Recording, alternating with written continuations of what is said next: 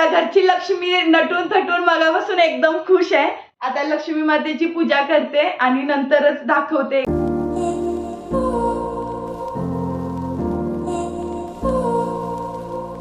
Hello, नमस्कार मंडळी. नवीन दिवसाची नवीन सुरुवात. आज गुरुवार आणि आज मार्गशीर्ष महिन्यातील पौर्णिमा सुद्धा आहे. तसेच दत्तात्रय जयंती आहे. तुम्हा सगळ्यांना या जयंतीच्या खूप खूप शुभेच्छा. आणि आता संध्याकाळ झाली. माझी मार्गशीर्ष महिन्यातील लक्ष्मी मातेची पूजा सुद्धा मांडायची आहे.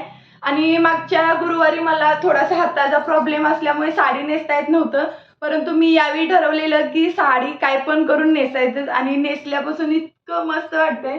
भरपूर फोटो काढले, व्हिडिओ केले. आणि आज वन साइड साडी नेसण्याचं कारण म्हणजे जेव्हा मी साडी नेसत होतो तेव्हा विरू अचानक आला आणि बोलतोय की मम्मा ती पॅकवाली नको साडी नेसू, आज थोडीशी वन साइड साडी नेस. आणि मी ट्राय केला, इतकी मस्त बसली ना साडी. आणि असं पहिल्यांदा नेसल्यानंतर एक थोडी एक्साइटमेंट असते. ह्याच्या आधी मी ट्राय करत होते, परंतु अलीकडे 2 वर्षात मी कधीच नाही नेसली साडी. आणि आज नेसल्यानंतर इतकं बारीक वाटते, मी स्वतःला असं थोडंसं बदल वाटते. आणि एकदम अशी चापून चुपून बसले साडी, तुम्ही बघू शकताय. आणि साडी नेसले तर आपल्या हिरव्या बांगड्या झाल्याच पाहिजे. आणि बांगड्या घातल्यापासून पूर्ण लुक चेंज झालाय. सिंपल असा मेकअप ठेवलाय. आणि मेन सगळ्यात लुक चेंज करणारी गोष्ट म्हणजे नथनी सुद्धा घातल्या. हेअरस्टाईल अशी सिंपलच ठेवले.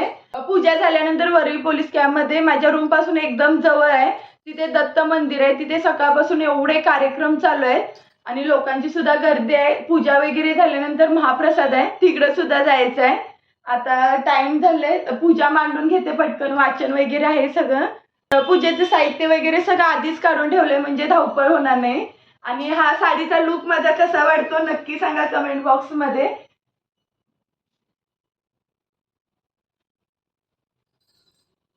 प्रत्येक साडीची एक वेगळीच मेमरीज असते. आणि ही साडी मला त्यांच्या मित्रांनी माझ्या लग्नानंतर पहिल्या वाढदिवसाला दिलेली. आणि इतकी मस्त साडी दिसते ही. किती वेळा जरी साडी नेसली तरी या साडीचा कंटाळा नाही येत. कलर असा एकदम डार्क आहे, त्याच्यामुळे एकदम मस्त दिसते. आणि मी तर खूप मगापासून असं हॅपी आहे की आपण मस्त दिसतो किंवा साडी एकदम अशी खुलून दिसते आपल्यावर. वन साइड साडी नेसले तर हे आता माझं असंच कंटिन्यू राहणार. व्यवस्थित साडी कर किंवा पदर कर. आणि जेव्हा आपण असं कार्यक्रमाला किंवा असं काहीतरी पूजेला वगैरे साडी नेसतो तर तेव्हा ती एक वेगळीच एक्साइटमेंट असते. आता घरची लक्ष्मी नटून थटून मगापासून एकदम खुश आहे. आता लक्ष्मी मातेची पूजा करते आणि नंतरच दाखवते एक मार्गे. चौरंग खाली आधी रांगोळी काढून घेतली आणि पूर्ण पूजा मांडून घेतली. इकडं आधी थोडी पूजा केल्यामुळे अगरबत्ती थोडीशी कमी झाली.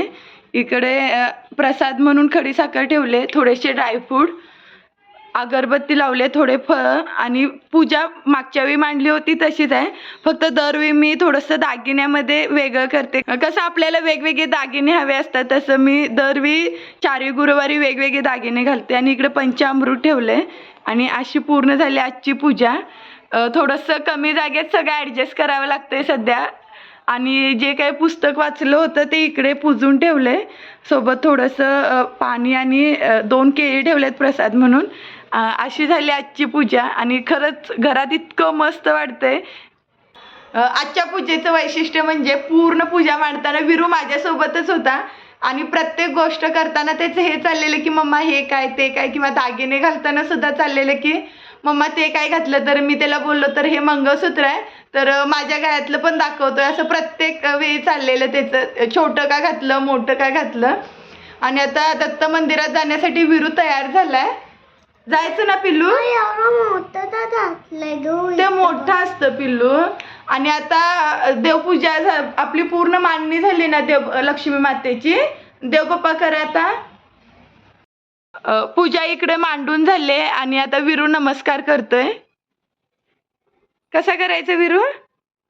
दररोज त्याचं स्कूलला जाताना तो नमस्कार करतोय, त्याला सवय आहे. आता देवबाप्पाचा प्रसाद देते आम्ही. कुठे आहे तो? घेणार? घ्या घ्या घ्या. तुला आता मी पंचामृत देते, आवडतं ना तुला? हा देते देते. देव पप्पा.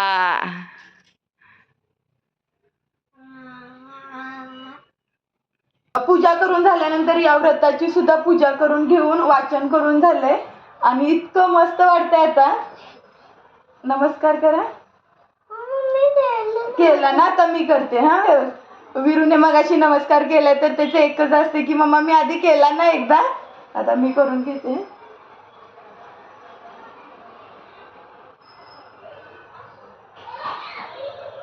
विरूचा आधी आवरून घेतला आणि तो आता मंदिरात जाण्यासाठी एवढा गडबड करतोय त्यामुळे बाहेर गेलाय. माझं आता सगळं झाले करून, पूजा झाली, वाचन झालं आणि आता कॅम्पामध्ये माझ्या रूमपासून जवळच एक दत्त मंदिर आहे आणि तिथे सकाळपासून एवढे कार्यक्रम आहेत. तर मी आता तिकडे चालले आणि तिकडे महाप्रसाद सुद्धा आहे. आणि खरंच हे जे काही देवाचे महाप्रसाद असतात त्याला इतकी चव असते. माझ्या माहेरी म्हणजे हळदी गावाला भोगावती नदीकाठी एक दत्ताचं मंदिर आहे आणि तिकडे दरवर्षी प्रसाद असायचा. मी कधीच नाही तो प्रसाद चुकवला, कारण त्या खिरीची एवढी चव असते, मला खूप आठवण येते त्या खिरीची. आणि इकडं आल्यावर सुद्धा आज जायला मिळते तर खरंच भारी वाटतंय. तिची एक चवच वेगळी असते प्रसादाची, कुठल्याही मंदिरातला असू देतो. आता सगळं साहित्य सुद्धा घेतलंय, अगरबत्ती, खडीसाखर, तांदूळ, थोडी फुलं घेतल्या जातात, सगळं साहित्य घेऊन जाते. वहिनी सुद्धा आज भेटणार आहे. तिथे गेल्यावर मंदिर वगैरे दाखवते. खूप छान मंदिर आहे आणि सजावट करायला सुद्धा आता त्यांचे 2 ते 3 दिवस एफर्ट चालूच आहेत सलग. दरवर्षी खरंच कार्यक्रम खूप मस्त होतो आणि इतकी गर्दी सुद्धा असते. आता ते सगळं साहित्य पटकन एका छोट्या पिशवीमध्ये घेते आणि मी आणि विरू चाललोय आता. या आहे कॅम्पातील सगळ्यात मोठं दत्त मंदिर आणि खरंच दरवर्षीप्रमाणे यावर्षी इतकी छान सजावट केली होती. वेगवेगळ्या रंगाच्या माळा, तसेच लाइटिंग सुद्धा एकदम झगमगाट होतं. खरंच खूप प्रसन्न वाटलं. आत गाभाऱ्यात सुद्धा त्यांनी खूप छान डेकोरेटिव्ह केलं होतं, वेगवेगळ्या माळा, लाइटिंग होतं. या मंदिराचं अजून एक वैशिष्ट्य म्हणजे येथे सगळेच देव एकत्र आहेत. गणपती बाप्पा, गुरुदेव दत्त, हनुमान किंवा विठ्ठल रुक्मिणीची सुद्धा मूर्ती आहे. त्याच्यामुळे काही लोक दररोज दर्शनासाठी येतात. मी सुद्धा दर्शन करून घेतलं. त्यानंतर बाजूलाच शंकराची पेंड आहे, तिथेही दर्शन घेतलं. मंदिरात मागील आठवडाभर मार्गशीर्ष महिन्यातील गुरुचरित्र पारायणाचा सोहळा होता. होम होते, तिथे नमस्कार करून घेतला. त्यानंतर बाहेर पडल्यावर सुटवडा, बुंदीचे लाडू व पंचामृत प्रसाद घेतला. आणि आजचा महाप्रसाद घेण्यासाठी इतकी गर्दी होती, कॅम्पातील सगळे लोक आले होते. आम्ही सुद्धा लाईनमध्ये उभारून प्रसाद घेतला आणि प्रसादामध्ये मिक्स भाजी, पायनॅपल शिरा, वरण भात होतं. आमचा नंबर आला आणि पापड संपले, परंतु खरंच आजचा प्रसाद इतका मस्त होता, विरूने आपल्या हाताने खाल्ला. मंदिरात गेल्यानंतर इतकं प्रसन्न वाटलं आणि भरपूर गर्दी सुद्धा होती. महाप्रसाद घेतल्यानंतर वहिनी वगैरे भेटल्या होत्या, त्यांच्या नंदुबाई वगैरे आल्या, तर त्यांच्याने आता माझी एवढी ओळख झाली तर आम्ही भरपूर वेळ गप्पा मारत होतो. आणि गप्पा मारून झाल्यानंतर ते सुद्धा आलेत, प्रसाद वगैरे घेतला आणि आता पुन्हा गेलेत विरू आणि ते. आणि आल्या आल्या पहिल्यांदा सगळ्यात आधी साडी बदलली, परंतु आज साडीमध्ये इतक्या छान कॉम्प्लिमेंट आल्यात तर खरंच मस्त वाटतं. आणि ही जी काही माझी वेट लॉसची जर्नी आहे ती खरंच म्हणजे असं एवढे आपण एफर्ट्स घेतले किंवा काही जे काही सॅक्रिफाईस केलं तर असं लोकांकडून कौतुक ऐकून मस्त वाटतं. आणि आज पूर्ण साडीमध्ये लुकच वेगळा दिसत होता. जर आपली तब्येत मेंटेन असेल तरच साडी किंवा कोणताही ड्रेस चांगला दिसतो असं. आणि आता मी सध्या माझं जे काही नाईट रुटीन आहे किंवा लॉस किंवा हेल्दी लाईफसाठी उद्याची काय तयारी करून ठेवते हे दाखवते तुम्हाला, जेणेकरून तुम्हाला सुद्धा त्याचा थोडा फायदा होईल. मगाशी सगळं आवरून झालंय आणि आज जेवण नसल्यामुळे काही टेन्शन नाही, सगळं साफ आहे कट्टा वगैरे. आणि हे जे केलं आहे ते लहान मुलांना सगळ्यांना दत्त मंदिरमध्ये प्रसाद दिला होता. विरू तसंच घेऊन आले, आता टाइम पण झालाय. आणि मोस्ट ऑफ कसं दररोज काहीतरी चांगल्या गोष्टी मी एक ऍड करते आणि त्या तुम्हाला सुद्धा सांगण्याचा प्रयत्न करते, जेणेकरून त्याचा चांगला फायदा होईल सगळ्यांनाच. तर अलीकडे मी रात्रभर भिजवलेल्या मेथीचं पाणी सकाळी घेते आणि ती जी काही शिल्लक असते ती मेथी पूर्ण एक दिवस अशीच ठेवते आणि उद्या सकाळी याला मोड येतात थोडं तर ती खाते. हा एक चमचा ठेवलाय दररोजचा. 1 चमचा मेथी, ह्याच्यामध्ये 1 ग्लास पाणी. हे जे पाणी असते ते सकाळी प्यायचं आणि नंतर मग पूर्ण दिवस उद्या ठेवली तर परवा सकाळी याला मोड येतात. आणि खरंच मोड आलेल्या मेथीचे खूप चांगले बेनिफिट्स आहेत. ही एक गोष्ट सध्या मी ऍड केली आहे आणि थोडासा मला केसांना याचा फरक सुद्धा जाणवलाय. आणि त्यासोबत मी आमला शॉर्ट सुद्धा रेसिपी तुम्हाला एकदा दाखवली होती, तर ते सुद्धा आता दररोज घेणं चालू आहे. सगळे उपाय करायचे. त्यासोबत मी दररोज ड्रायफ्रूट सुद्धा भिजवते. त्यामध्ये काजू, बदाम आणि आपलं मनुके असतात, काळे मनुके.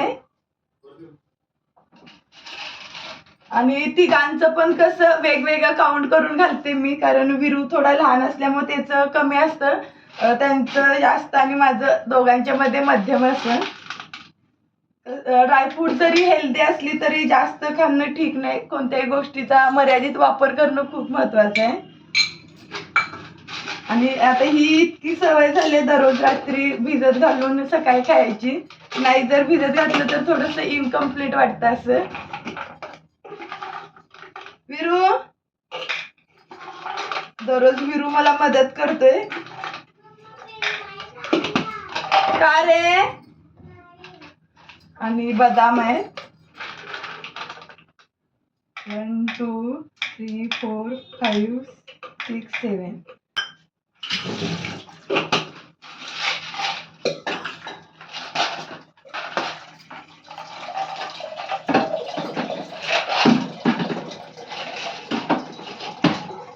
आणि बायको खुश ना? जेवण नाही. ज्या दिवशी जेवण नाही तर मला ते सारखे चिडवत असतात, आज बायको खुश, जेवण नाही. सकाळपासून चिडवतो तिला मी. खरंच जेवण नसेल तर ते थोडस एक वेगळंच असतं, निवांत असं. ह्याच्यामध्ये तिघांचं असं काउंट करून घेतलं. काजू आणि बदाम आहेत आणि ह्याच्यामध्ये काळे मनुके आहेत. आता हे पाण्यात घालून ठेवते.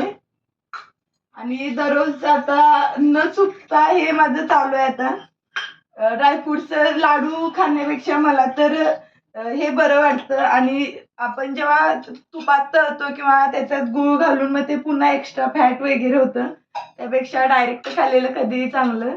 परंतु ड्रायफ्रुट्स कधी भिजवून खाल्लेलं सगळ्यात जास्त चांगलं असतं. ते पचायला हलकं होतं किंवा त्यातल्या ज्या काही एक्स्ट्रा पचायला ज्या गोष्टी जड असतात त्या पाण्यात विरघळल्यामुळे पूर्ण ते निघून जातं.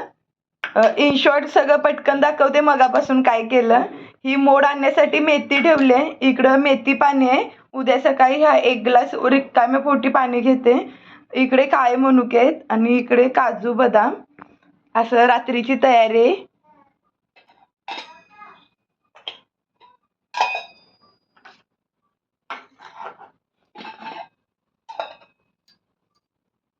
खरंच आज ओव्हरऑल पूर्ण दिवस इतका मस्त गेला. साडी नेसल्यामुळे ते एक वेगळंच होतं मनात मगापासून, किंवा घरात पूजा झाली किंवा आज प्रसाद सुद्धा भेटला, त्यामुळे मस्त वाटलं आज पूर्ण दिवस.